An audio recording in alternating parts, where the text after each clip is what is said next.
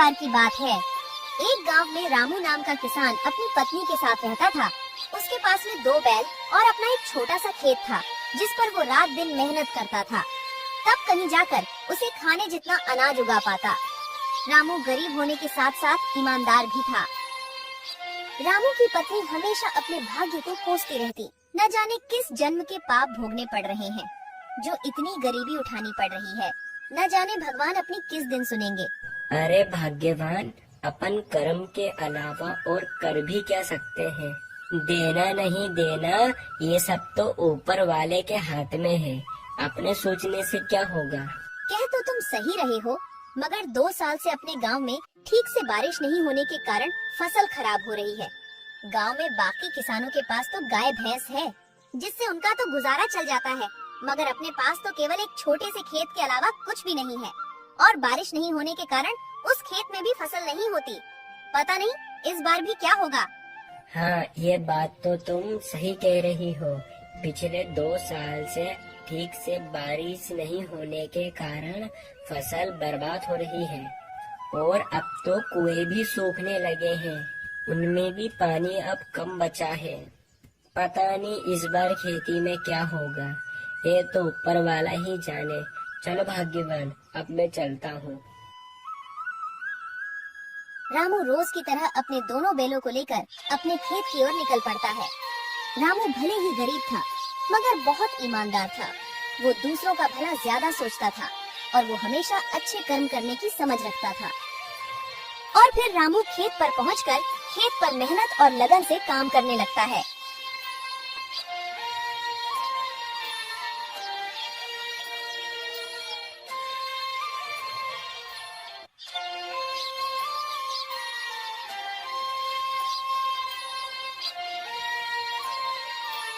फिर थोड़ी देर बाद, अरे इतनी धूप में काम करने के बाद अब मुझे भूख लग रही है और अब तो मेरे ये दोनों बैल भी थक गए हैं। एक काम करता हूँ, मैंने अपने आधे खेत की तो जुताई कर ली है और आधे खेत की जुताई अब मैं कल कर लूँगा। मेरे ये बेचारे बैल भी थक गए हैं। चलो चलो अब अपन घर चलते हैं।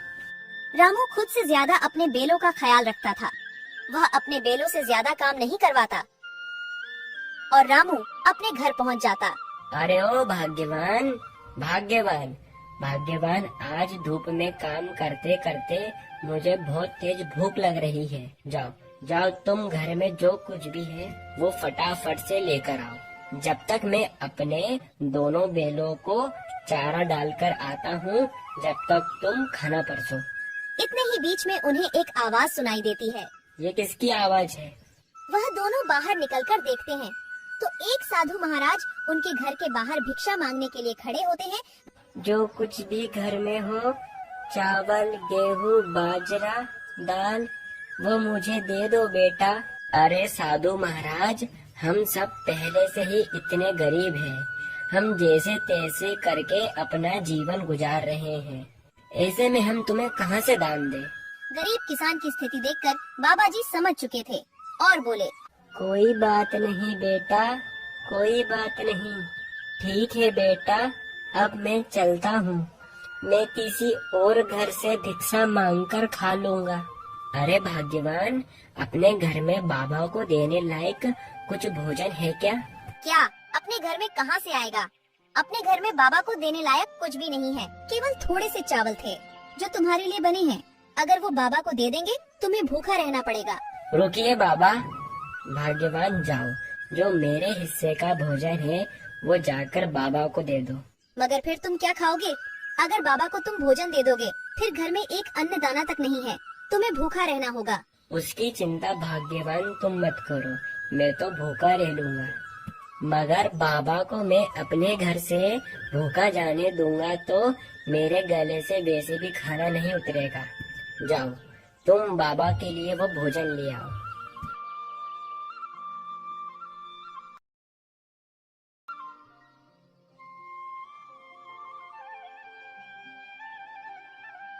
रामू की पत्नी रामू की बात के अनुसार रामू के हिस्से का खाना बाबा को दे देती है। धन्यवाद बेटा, धन्यवाद। भले ही तेरे अभी बुरे दिन चल रहे हैं, मगर ऊपर वाला सब देख रहा है। वो तेरी एक दिन अवश्य सुनेगा बेटा, धीरज रख।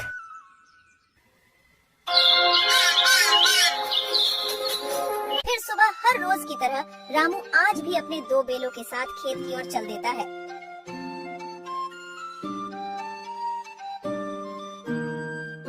अपने खेत की जुताई कर ही रहा था तो फिर इतने में एक अमीर व्यक्ति रामू के खेत के किनारे से गुजर रहा था और रामू के पास आकर कहता है, अरे भाई, यहाँ आसपास कहीं पानी है क्या?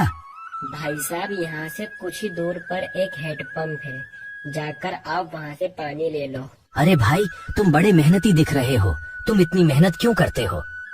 मैं अपने और अपनी पत्नी के लिए भोजन और कपड़े कमाने के लिए इतनी मेहनत करता हूँ।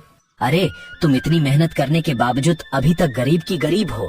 तुम तो अच्छे काम करते हो, तो भी तुम गरीब हो। मुझे तो नहीं लगता है कि कर्मों का फल मिलता है।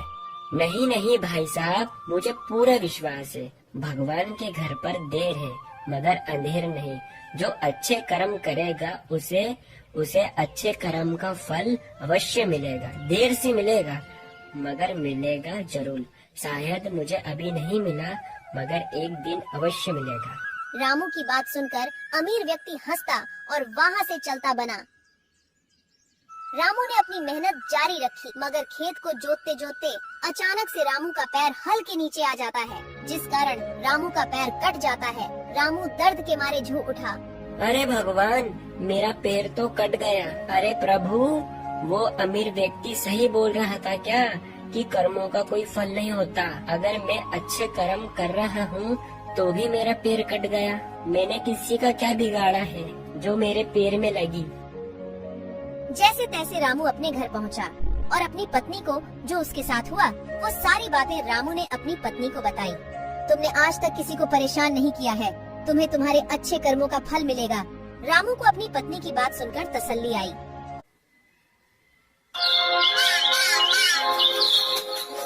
फिर अगले दिन रामू जख्मी होने के बाद भी अपने दोनों बैलों को खेत की ओर ले जाता है।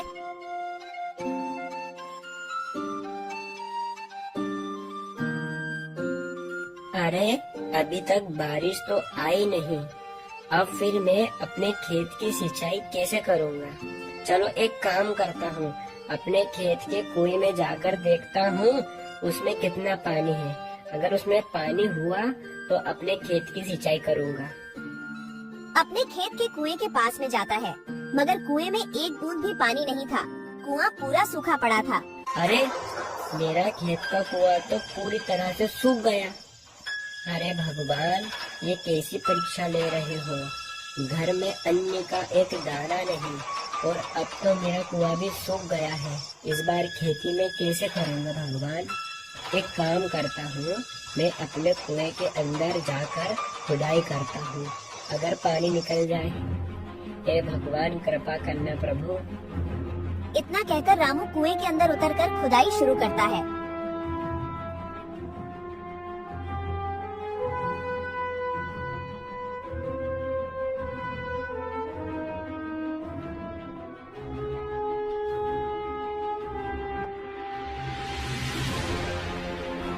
थोड़े समय बाद अचानक से कुएं के एक पत्थर के अंदर से पानी निकलने लगता है।